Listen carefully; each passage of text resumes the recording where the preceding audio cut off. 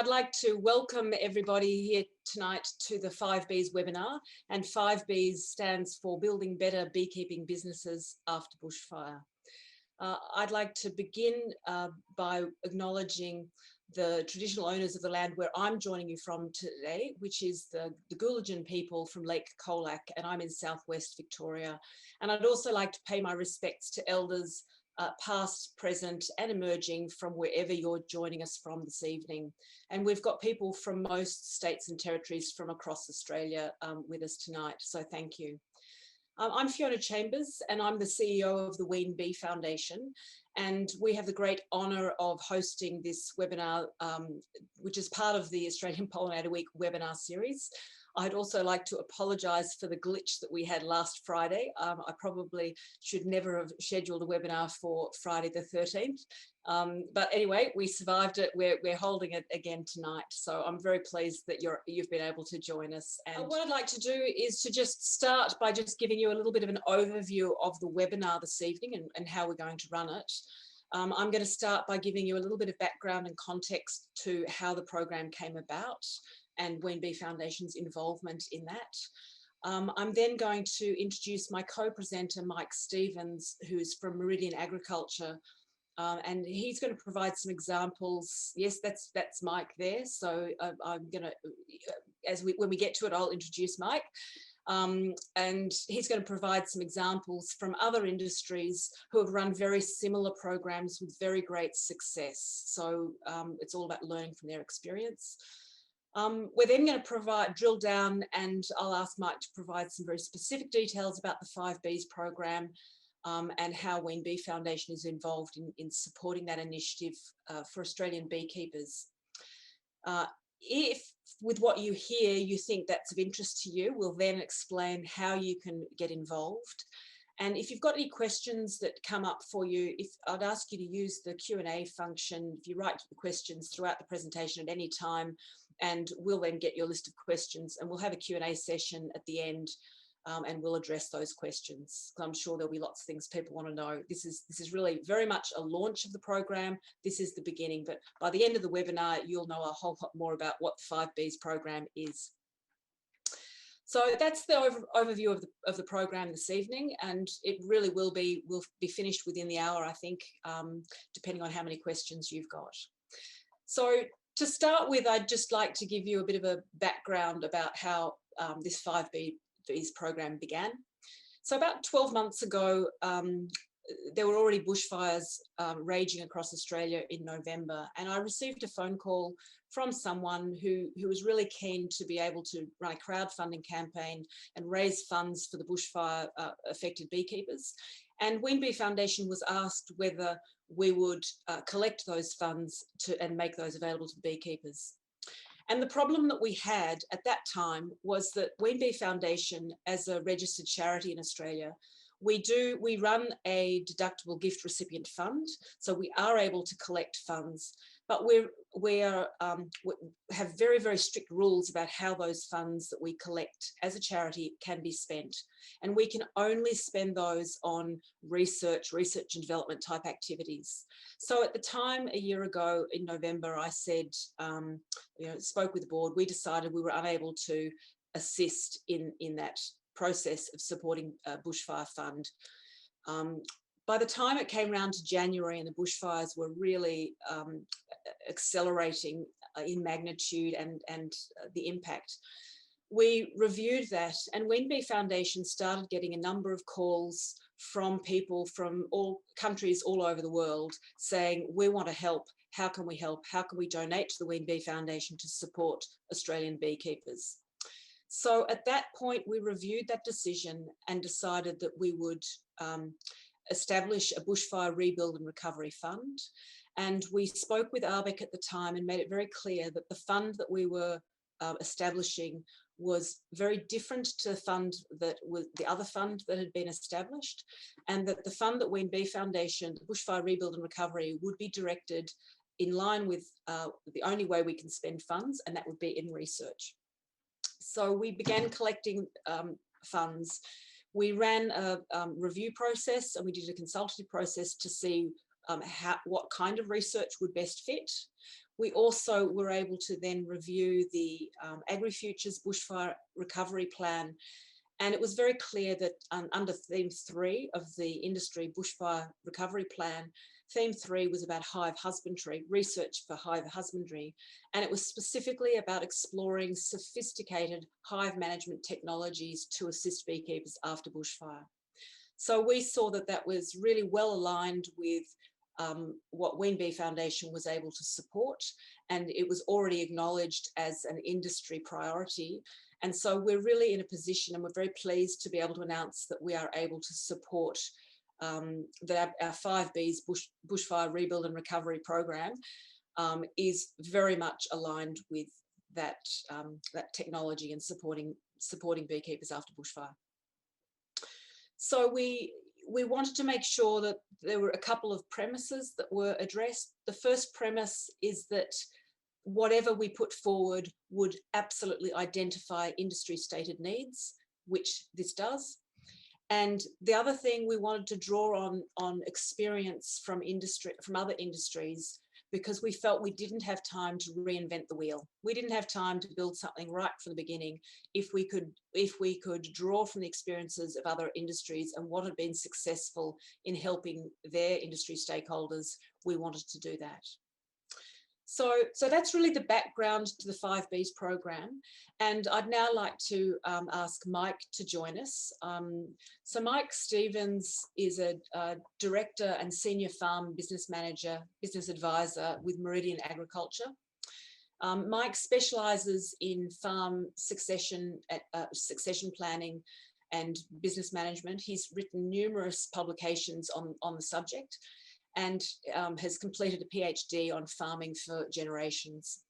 Mike, in a previous life, worked as a property manager, and the largest business he managed ran nearly 80,000 sheep and lambs. And I think that really demonstrates the real practical know-how and skills that Mike brings to the beekeeping industry and to this program from his very broad farming and agricultural background interests. He's worked across numerous cropping and livestock industries, and I'm going to be asking him to speak about some of those and provide some examples. Any beekeepers that have participated in the Marcus Oldham Rural Leadership Program over the past 20 years would know Mike, as Mike has been actively involved in running that program since its inception. And for those who don't already know Mike, you may be familiar with some of his writings. He's broadcast on the ABC Country Hour as Michelego Mick, and he's been a columnist with the Weekly Times. So he's been around for a while in a public, very much a public forum. So I'm very, very excited about the skills that Mike brings to the beekeeping industry, and in particular, the beekeeping businesses that agree to participate in this 5Bees program. So thank you very much, Mike, for joining us. I'll now just disappear and I'll over to Mike for a little bit to explain about 5Bees and some other industries. Thanks, Fiona. I think about the large numbers of sheep in that big outfit that I was running, and then start to think about the numbers of bees that beekeepers have, and the numbers of sheep that I had just sort of fall into insignificance in comparison to the number of bees.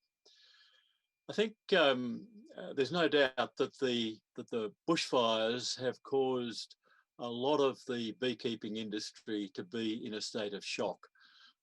Shock about where to find fodder, where to move bees.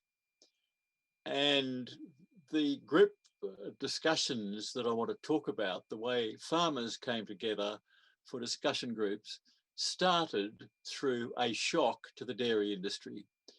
So in the mid to late 70s, the dairy industry was in shock. There were a whole lot of new health regulations had been brought in. People had to put in refrigeration. They needed to move to stainless steel because of those health regulations. There was a butter mountain in Europe. The price of milk in Australia, the price of butterfat was very low. And a lot of dairy farmers just didn't know where to turn. And a fellow called Jack Green, who worked for the Department of Agriculture as an extension officer, they still had extension officers then, just started to get some dairy discussion groups moving. He didn't have a particular agenda. He didn't have a program in mind, but he found some key dairy farmers in a range of areas, built some groups around them, started to meet on a regular basis, usually about 4 times a year, and started to work out, working with those dairy farmers, what they needed to do in order to be able to stay in business. What were the things that they could do differently? What were the genetic improvements? What were the business improvements? What were the physical improvements? And Jack started those off without being an expert. He knew a lot about the dairy industry, but he didn't pretend to be an expert in the way he ran those discussion groups. He understood what it needed to be a facilitator. Following on from there, dairy discussion groups started to get pretty serious with things like Target 10, which was a very organised program, but it didn't start off being organised. It built on what Jack had done. I'd been involved in the early 80s in foot rot-free flock discussion groups. Foot rot then was a major problem in most of high rainfall Australia. People didn't want to talk about foot rot in sheep. They didn't want to admit that they had foot rot. And in fact, when we started the first group discussions, people wouldn't even tell their wives that they were going to a foot rot group meeting. They'd just say they were going to a farmer meeting, and we'd sort of meet almost covertly. After a couple of years of foot rot groups, we suggested to the Department of Agriculture in New South Wales that we have a field day at Holbrook and get people to bring their foot rotty sheep in vehicles and get some vets there to inspect them. And the Department of Ag said that'd never work. But because we had so many people involved in these groups who'd found that they were a safe learning environment, that they were able to truly share information, that there was no particular expert, that everybody had a contribution to make, that there was no such thing as a silly question. People were happy to encourage their neighbours and friends who they knew they didn't have foot rot, they just had irrigation lameness or the sheep are a bit hoppy or something. It was foot rot. They encouraged those people to come to that field day.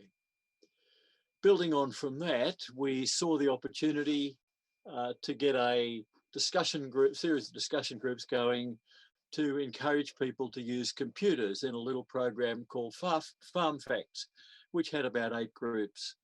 And it really was experiential learning. We didn't know what the power of computers were, the farmers didn't, but we worked for a couple of years with this group called Farm Facts with 8 groups.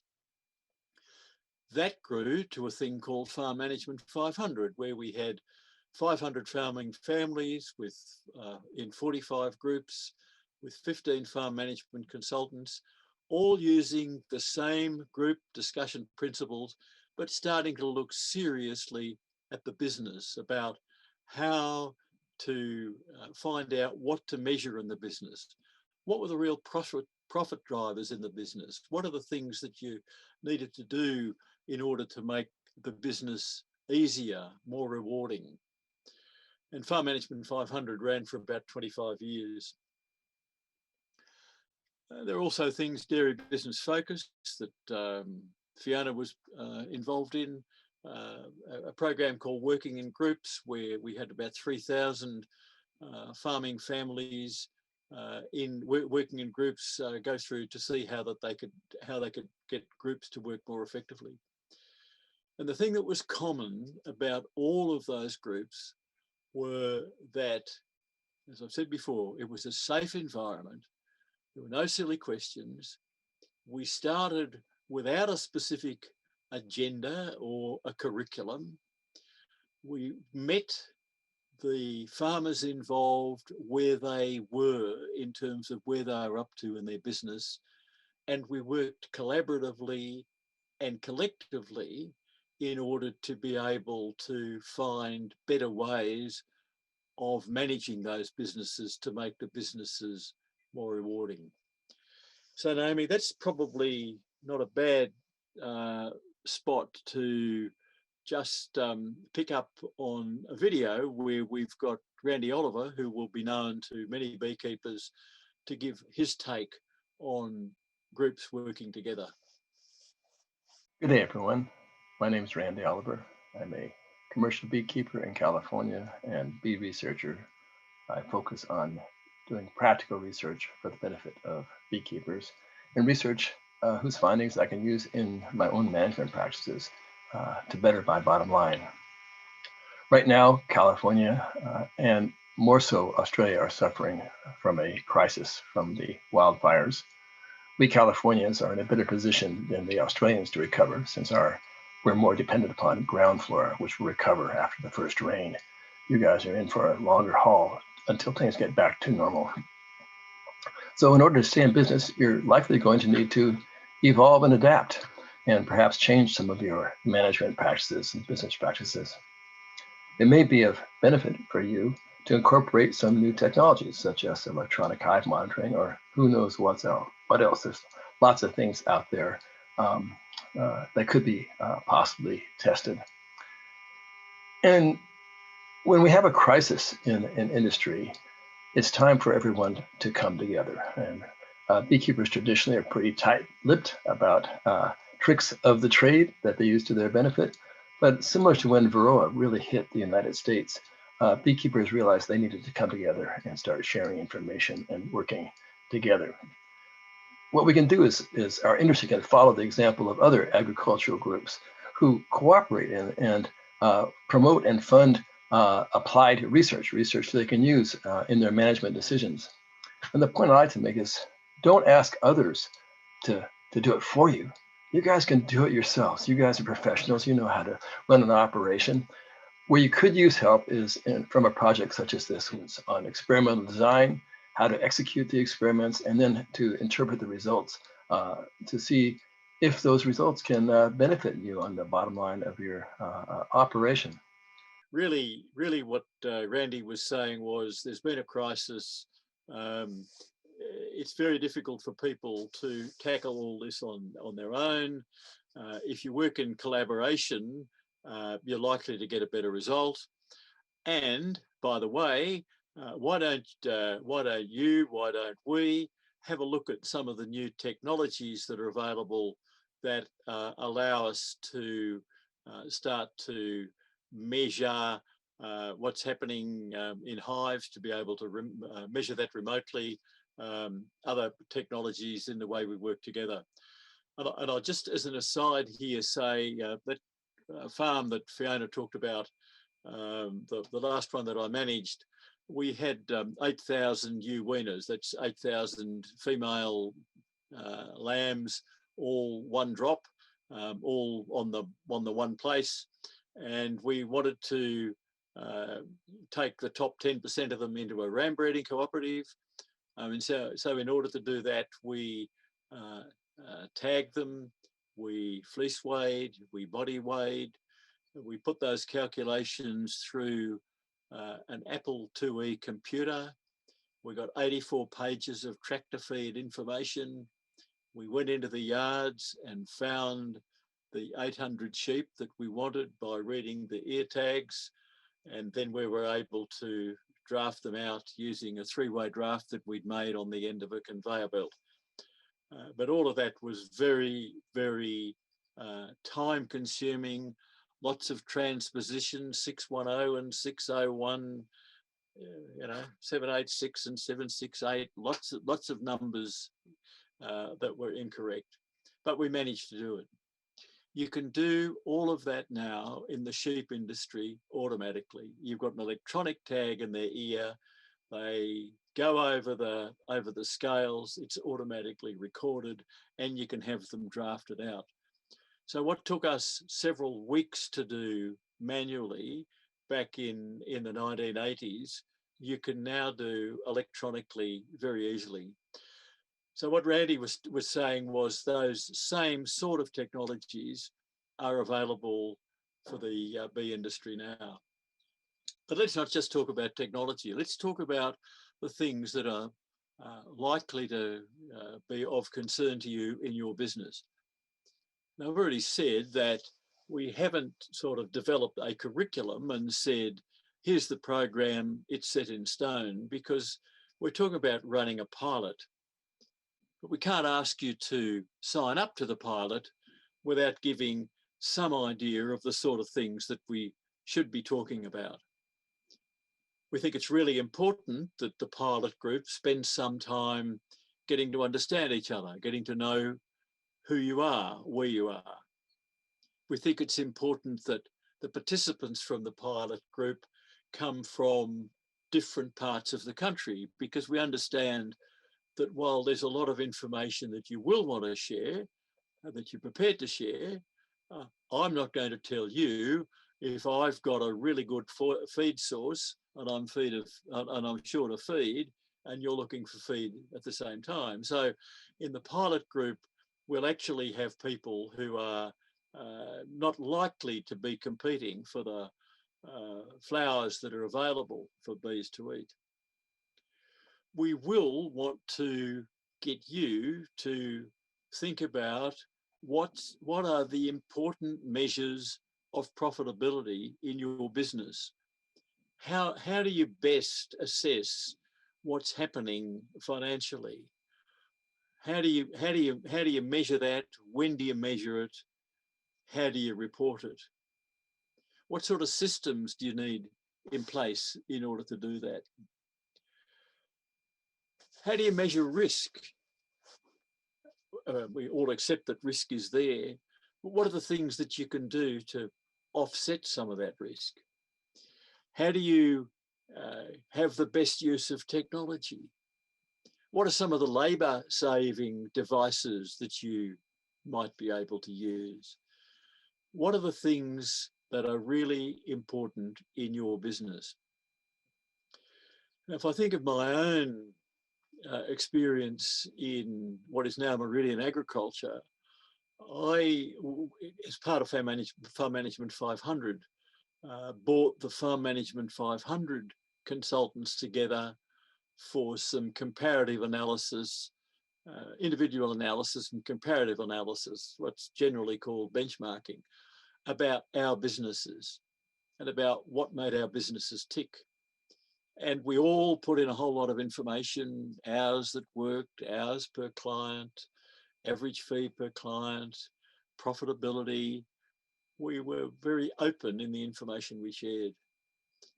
When we got the result back, I found that I was number one in hours worked and number one at the bottom in terms of profitability per hour, and number one at the bottom in terms of the profitability of the business.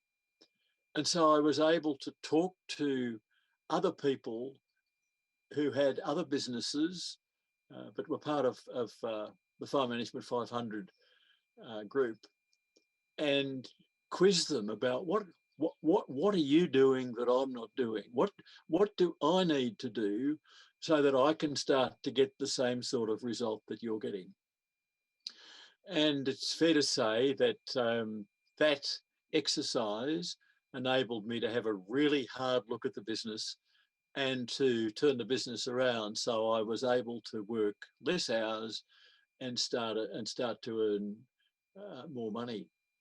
Because the fact was, I knew a fair bit about farm management, but I didn't know anything about being a consultant until I just sort of swapped from one to the other. And there'll be a lot of people who are in the beekeeping industry who know an immense about beekeeping. I've always been fascinated in the properties that I ran. Some of the beekeepers that I dealt with who had very little formal education, but this wealth of knowledge about our native flora and about bees, about where to move them, a whole range of things which were all just sort of absolutely foreign to me.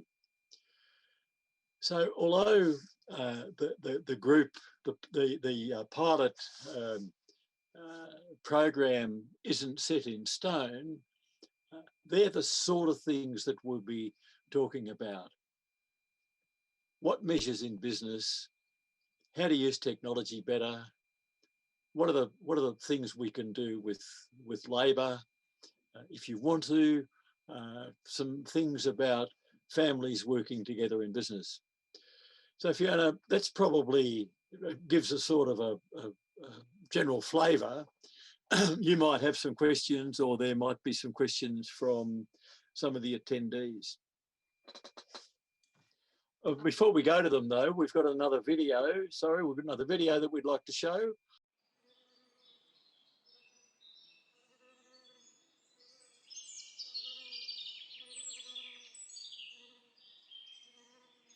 We've been using polystyrene hives since 2011. We were really interested in seeing how they would perform in our really hot conditions. I know the Scandinavians have used them for 30 years in Scandinavia for cold. So we put them together in winter of 2011. We were pleasantly surprised at the speed which we were able to assemble them. We had them, I think, about in 1/5 of the time of timber. We had them assembled and in the field. Huge business benefit there for us right away, and the hives were productive much quicker. Secondly, we ran them alongside our timber hives for that season. For the next few seasons, actually, we kept our timber hives running. In that very first season, we noticed honey production went up significantly on poly hives compared to timber. And by the end of that season, in terms of our records, we were showing around a 35% differentiation between poly and timber. Colony health improved with the poly hives. Our timber hives, we had dampness in the hive during winter. The outside frames would be getting damp, and they turn black, the timber. So you get all of that problem, all those problems disappeared. Condensation, there's no condensation in the hives like we were getting in our timber, so it's a really dry, healthy environment for the colonies. Therefore, diseases like nosema, chalk brood, really diminished to non-existent. In fact, I don't think we've ever experienced symptoms of nosema in any of the polystyrene hives in the last 9 years. Then there's all the operational benefits of polystyrene. They're easier to handle, the handles are more ergonomic for the workers, for us to work them. So at the end of the day, they're lighter. We can transport them on smaller trucks, use less fuel. So the benefits, the business case for polystyrene is enormous.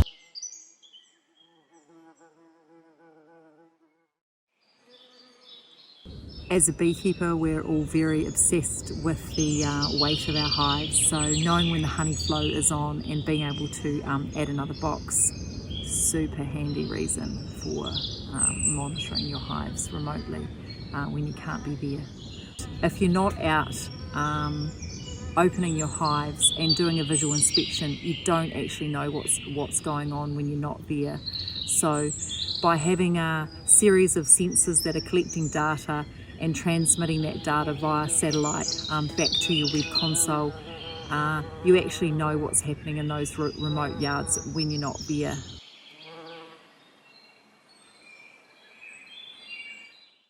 We can forecast and predict what's happening inside a beehive.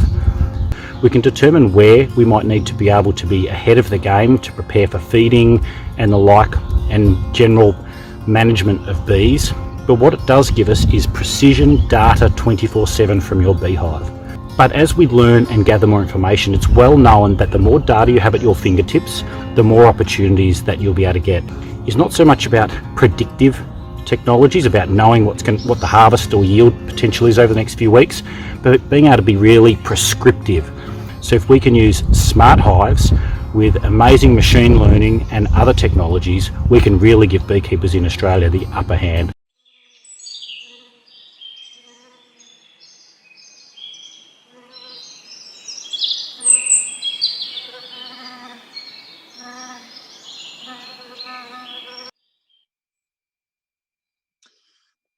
Thanks, Naomi. So if I talked at the beginning about Jack Green and the dairy industry. Those beekeepers who know dairy farmers will understand that the dairy farmer knows today whether they made the right feed decision yesterday. It's really easy for a dairy farmer because the answer is there in the vat. You can see this morning whether yesterday's feed decision was right. Now, what you've just seen described with technologies like the hive mind technology is a way of being able to measure in real time what's happening in your hives, so that if the flow of honey isn't as you expect, you can take some intervention, you can make some management decision, you can move them. At very worst, at least you know to start changing your budgets if you've got nowhere else to take them. So there are there are technologies now available which really put you as beekeepers in the driver's seat and enables you to make much better management decisions than you could before. Fair bit of flying by the seat of the pants. Well, those sort of technologies mean that isn't necessary anymore. As I say, it's not just about technology, it's about knowing what to measure, when to measure it, and what decisions to make. But technologies, information certainly help with that. Fiona, I think you were about to say something. No, just so whenever you're finished, I can pick up and we can go from there.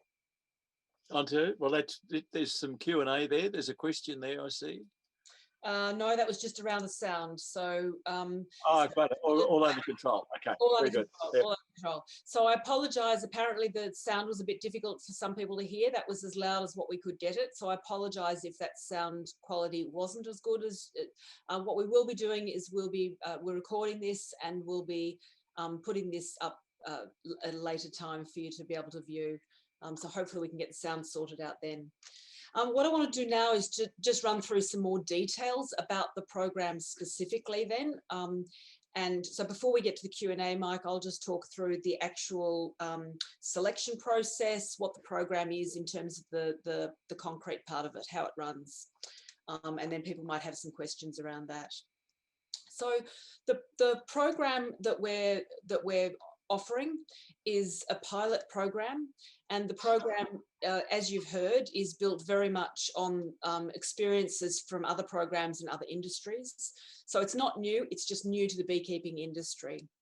What the pilot program, we've got funding to be able to allow 14 beekeepers from across Australia. So it'll be 2 groups of 7 beekeepers in each group. And it'll run for 3 years. So each group will run for 3 years. The groups will meet virtually 6 times a year via Zoom. And so one of the advantages out of this incredible 2020, which started with bushfires and then went to COVID and all of the other things that have happened, drought, floods, whatever's coming, what it's meant is that people have really become much better able to use these sorts of Zoom technologies, virtual technologies. So we thought it was a great opportunity to use that and enabled us to offer to put together groups from across Australia, beekeepers from across Australia. So the groups will be virtual. They'll be, the funding that we're providing will provide the facilitator. In this case, it'll be Mike, who's very experienced, who'll be facilitating these groups in the pilot. The groups will come together to identify, first of all, what are their burning questions? What is it that the groups want to know? And it could be that the 2 groups have different questions that they want addressed. And this process that this program and this process will enable us to follow that. So we're dealing with what your questions are. We're not telling you what you need to know. You're saying, what is it you want to know? You're identifying that. So because it's a pilot and because we value your feedback, we want this program to be really valuable for the beekeeping industry. We will actually pay a stipend to the beekeepers that are successful in coming to this program, and that payment will go directly to the beekeepers. It'll be $5,000 over the course of the 3 years. And in return for that funding, we will be asking you to give us feedback on the program and asking you to share information and give feedback on the various technologies that you've identified that you would like to test. The other thing that this program will do is we actually are providing funding. We have the funding to to fund some technologies. So those videos showed 3 different examples. We're not saying that's what you have to use. We're wanting you to come and say, we would really like to experiment with A, B, C, because we think this will address what we've identified as our problem. So within the budget that we have for this program, we can help with supplying the technology that you identify within a budget. And at the end of the 3 years, as long as you participate fully in the process, then that technology will become yours. So that's what we're proposing. Essentially, what we're trying to do is, I guess, give you a helping hand and support you to test and trial some of these technologies that you might be sitting there going, you know, I'd really love to, but there are so many questions and unknowns. There's risk involved in me trialing because of the cost of trialing it. So maybe through this process, we can support you and take the risk out, de-risk it, so that you have an opportunity to trial, test, learn, and see how that can impact your business and your bottom line. So that's really the program. As Mike has said, there's a lot of, we're not being prescriptive with it. It's really about running through the process, and as with other programs in other industries, to help you have stronger, more profitable, more successful beekeeping businesses moving forward. I would like to just introduce Naomi, who's on the screen. Naomi is doing the tech support for us today. Naomi works within Meridian, but is also half-time working as a project manager for the Ween Bee Foundation, and has been very involved with a lot of our World Bee Day, Australian Pollinator Week type activities. So she's there very much in the background and acts as an ambassador support person. So if having heard about this program, you're still interested and you'd like to get involved, we are going to, as soon as this is finished, Naomi is going to email out to you a copy of the prospectus. So we've got an application, a prospectus which explains the program, and there's an application form there. But if you would like help in filling that out, you've still got questions, you'd like to talk to someone, then you are able to contact Naomi, and she'll give her a call. Naomi can perhaps put in the chat, if you can put your phone number so it's there and people can jot it down. You can give Naomi a call, and she'll be able to just complete that application. If you're not wanting to do it, she can just do it over the phone. So we're trying to make this as simple as possible for you to put your hand up and say, I'd love to be involved. Thanks, Naomi. In terms of the application process from here, so today is the day we are launching 5Bees program, and Naomi's just put that phone number there. So that's the number to give her a call if you want to text her a question or call her and ask anything about the program. We're launching the program tonight. You'll receive your prospectus, your application form. We will start sharing this widely. We'll put a copy of this recording live so you're able to share it with other people. We will be taking applications through until the very end of January. Applications will close on the 31st of January. We are appointing an independent review panel, and that independent review panel will have representatives from different states of Australia, and they will be involved in deciding who will be the successful candidates to partake in the pilot program. And then we will notify successful candidates by the 1st of March, and we expect this program to commence in April. We don't have a date set yet for the commencement, but mid-April will be the start of the 5Bees program that will then go on for 3 years. So we're pretty excited about this. We're investing very heavily in this program. We really believe that it's responding to what the beekeeping industry has already identified is a need. And so we're delighted, you know, on behalf of the Ween Bee Foundation and our board, we're delighted to be able to offer this program, the 5Bees program, building better beekeeping businesses after bushfire. We're really delighted to be able to announce that. So if there are any questions, I'm very happy to take them now. And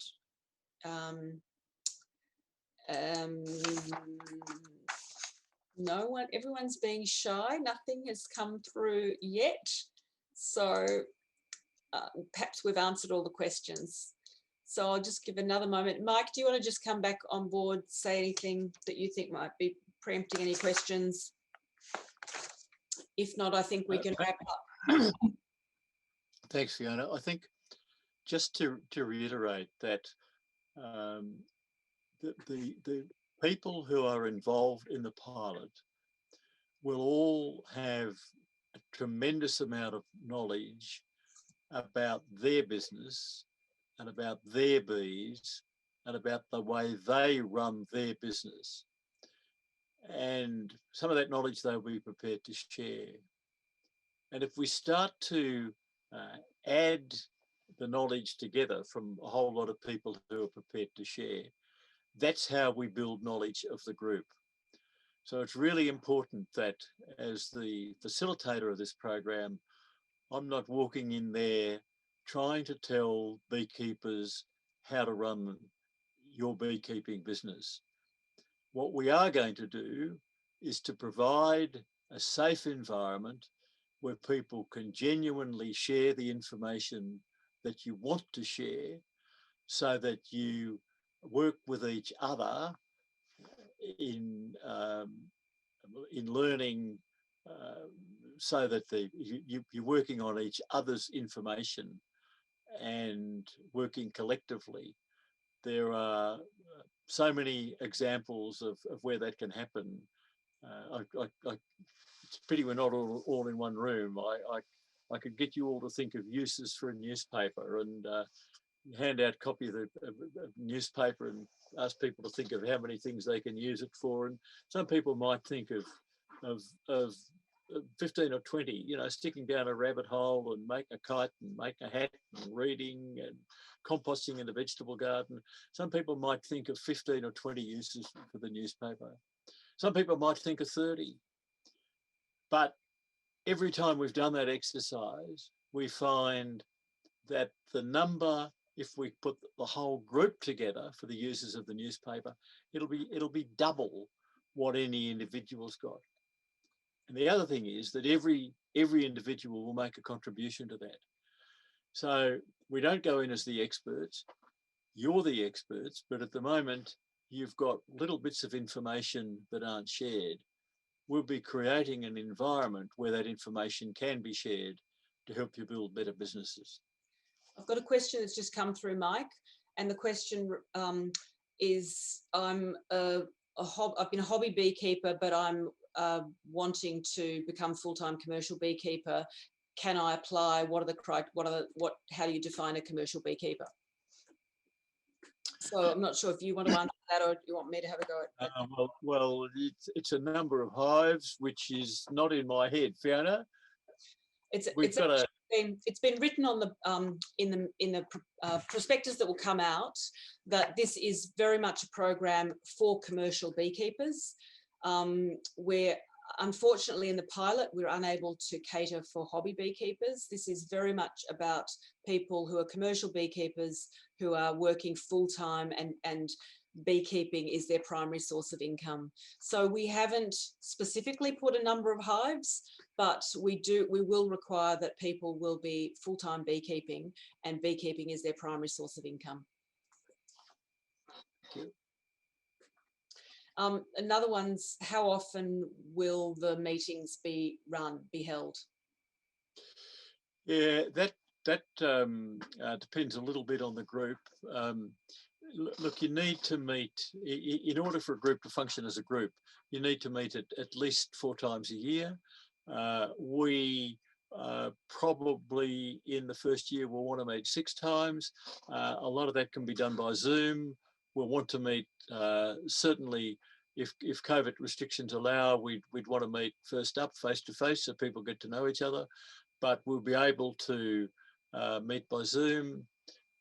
Meetings will generally not take less than about 4 hours and won't take much more than that.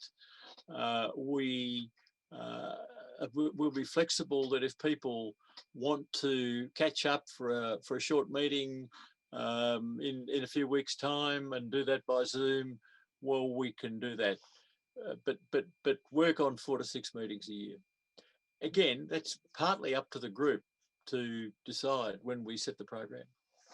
So there's another question here around technical expertise. So, you know, it's a little bit long, so I'll summarize it, but it's around if working with groups program is general, what about if there are very specific areas of advice, whether it's technology or specific areas, can we bring in experts? Yeah, we can, and we will, and we must, because we don't pretend to be experts at everything. So we identify an area of need and we bring in an expert by whatever technology in order to deal with that need. So I'll add to that so within the budget, we've budgeted for being able to bring in technical experts. So 5Bees Foundation, all we're doing is providing the funding and then providing the facilitation process, and then it's up for the groups to decide what they need, and we will have a budget for you to be able to bring in the experts. And I think one of the advantages we've seen is now with this, we can actually look over the world. So we can bring in a Randy Oliver, or we can bring in someone from Europe, or wherever you've identified, the group identifies that there's someone who might have an answer or have part of the solution. We can pay to bring those people to the meeting virtually. So I think we're pretty much wrapped up, probably, unless you've got anything else you'd like to finish with. I thought we're about where I thought we'd be for wrapping up. I think we've pretty much covered everything that I think I wanted to say about the program. There are still likely to be questions that you have. By all means, send me an email or send Naomi a text message or an email. We'll be emailing you this prospectus straight after this meeting, so you will have it. Please feel free to circulate it. This program is now launched, and I'm really delighted to be able to share it with you, the commercial beekeepers. Thanks very much, Mike. And Naomi's just added her email address. Thank you, Mike. I'm thrilled to be able to be working with you on this, and I'm delighted that you spoke about Jack Green, because I was very fortunate and privileged to be able to have a Jack Green Churchill Fellowship many years ago, and got to meet Jack Green. So I really know that the legacy that he has left and led with all of this great focus group type work. So I'm delighted to be able to bring that to the beekeeping industry, and it's a small thing that we can do. So thanks everybody. Really hope that you've enjoyed the presentation, and we'll put this online and hope that you'll share it widely. Thank you all. And Naomi, if you can just give our closing slide, please, to lead us out.